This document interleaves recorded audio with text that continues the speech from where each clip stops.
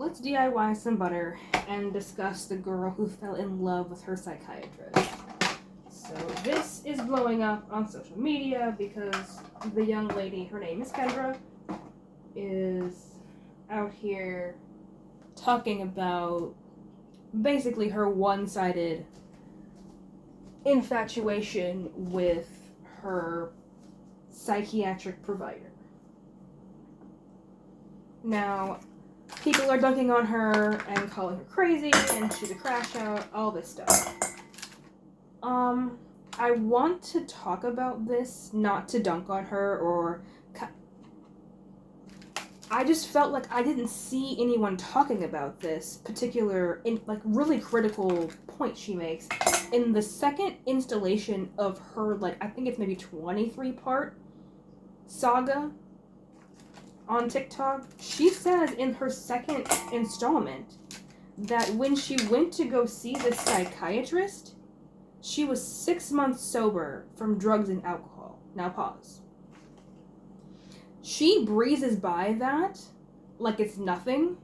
That is literally the beginning, the middle, and the end of everything. That is it. So what's concerning to me is, well, I want to talk about 3 points, right? Number 1, drug interactions. Number 2, so the chemistry of your body coming off of drugs long term. And then 3, accurate medical history, right? So let's talk about the first point. Drug interactions. So we know, because unfortunately she has overshared online at this point, what medication she's on specifically. So even though she's on a non-stimulant technically, we don't know the longevity of the drug use. We don't know what kind of drugs they were. Drug use could go from oxycodone to Benadryl to codeine to fentanyl.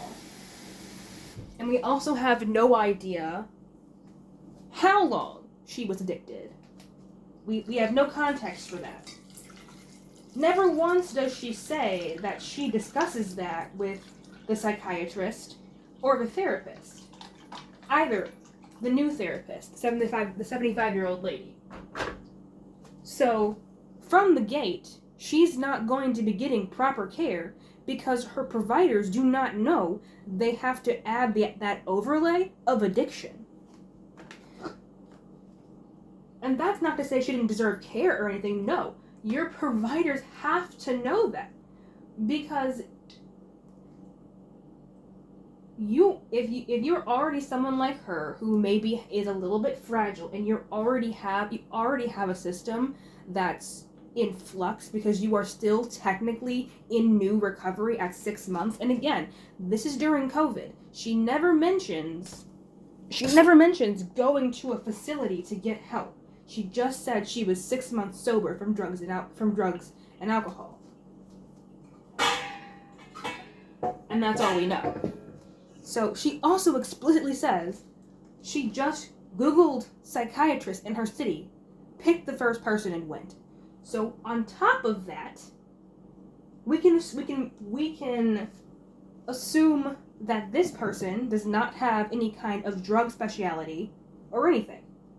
And on top of not knowing that this intake for this patient has a addiction overlay, you're going to use standard protocol versus recommending them out like she claimed she wanted, because it doesn't sound like neither her therapist nor her psychiatrist were addiction specialists at all.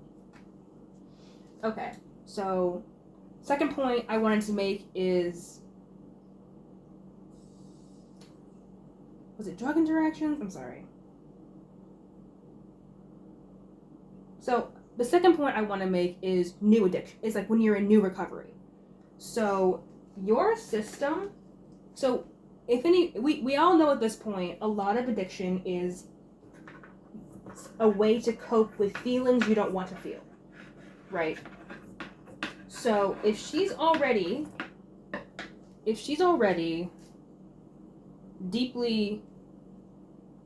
struggling with being able to process her emotions and she's using substances to cope, she doesn't need to go to a psychiatrist. She needs to keep her therapist. She needed to have gone to an inpatient, outpatient, any kind of anything, because I'm pretty sure they still have those on Zoom. I'm pretty sure they did. She should never have been allowed to just waltz into a psychiatrist's office and say, hey, I want to get back on ADHD meds.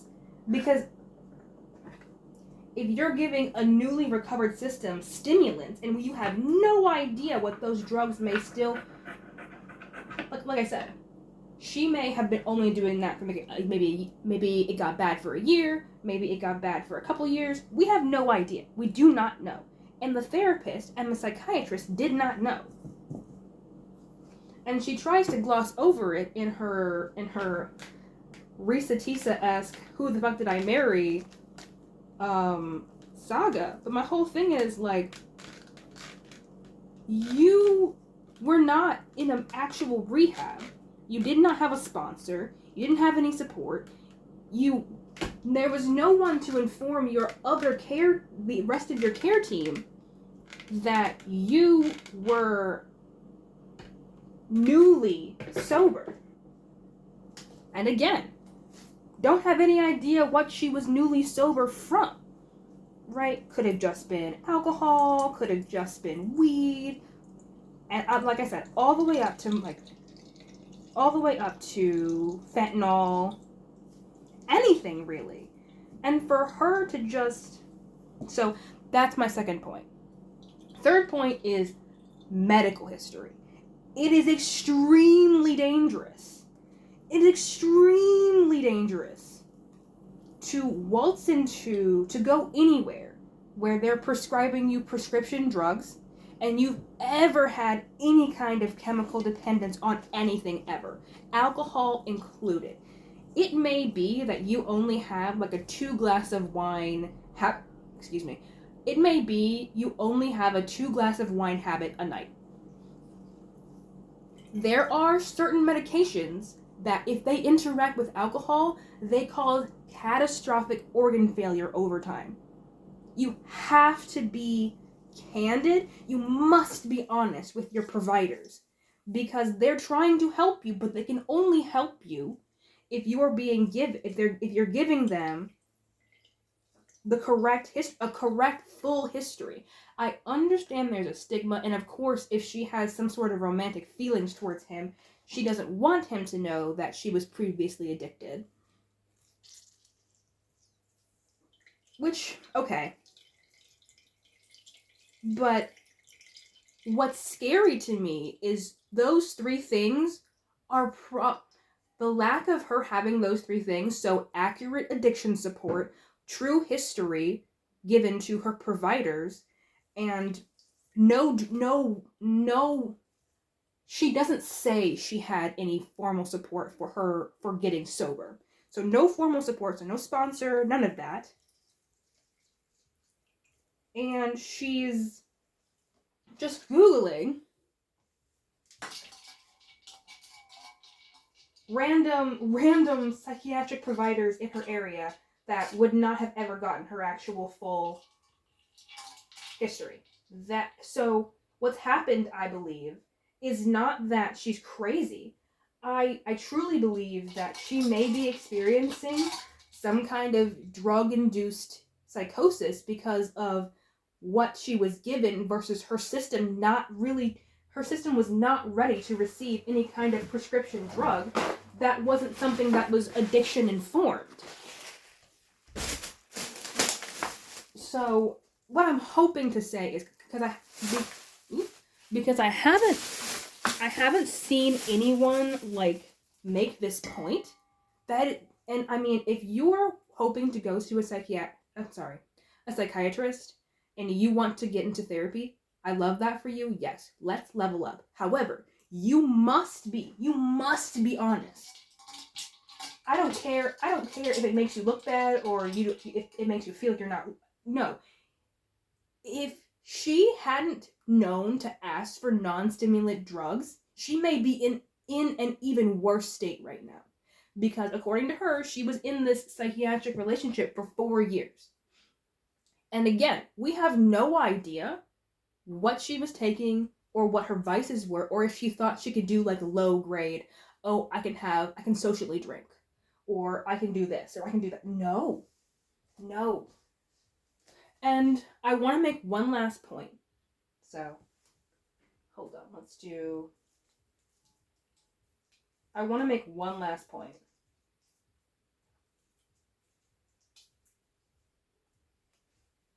I'm going to pop this. Ooh, no, let me do this. I need to get another. So, this is what we're looking like. I'm going to shape it in a second.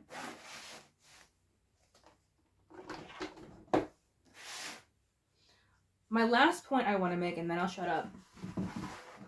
People keep saying, oh, why didn't he transfer her out? Why didn't he transfer her out? If you go, I believe it's still up. It's the 7.5 installment in her, basically her version of Who the Fuck Did I Marry, right? If you go to that TikTok, she is all but screaming in her car because people are challenging her narrative. And they're asking her, inappropriately so, by the way, but you guys should not be doing this to people who you can clearly see are maybe not all the way there. This is cheesecloth, by the way. I have to get the rest of the buttermilk out of this. Because people are asking her, like, do you have psychosis? Are you BPD? All these things. So that triggers her to turn off the comments and never turn them back on. So when you're a provider, that's a high-risk patient because they can say, because if you already noticed that she's not well and none of us are medical providers, the people who were on her care team and didn't have her real history or real chemical state, you know what I mean, knew that. They knew that. So just dumping her or telling her to leave, especially if she's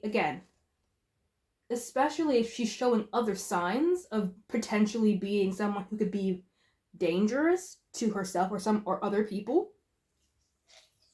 you don't just dump them. You attempt to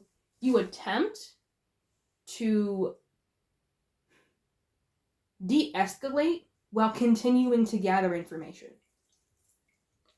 That's what your professional duty of care requires you to do.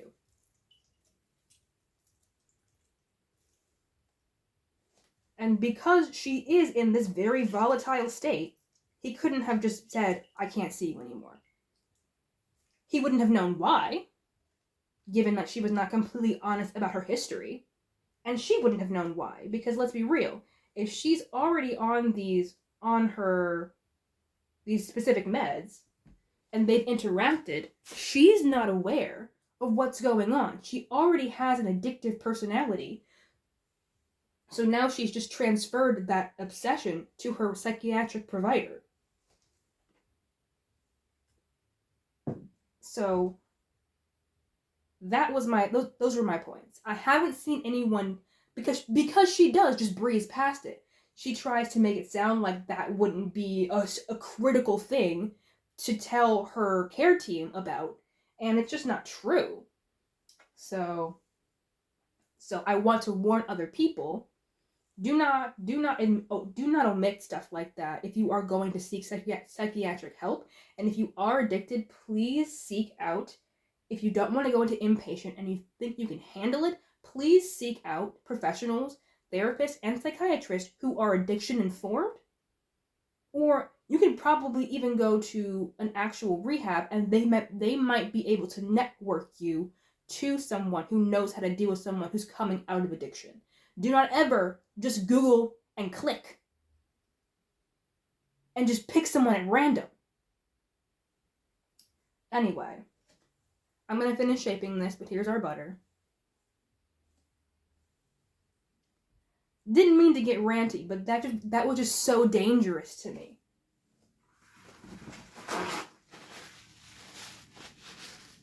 All right. Thank you for coming to my TED Talk. See you later.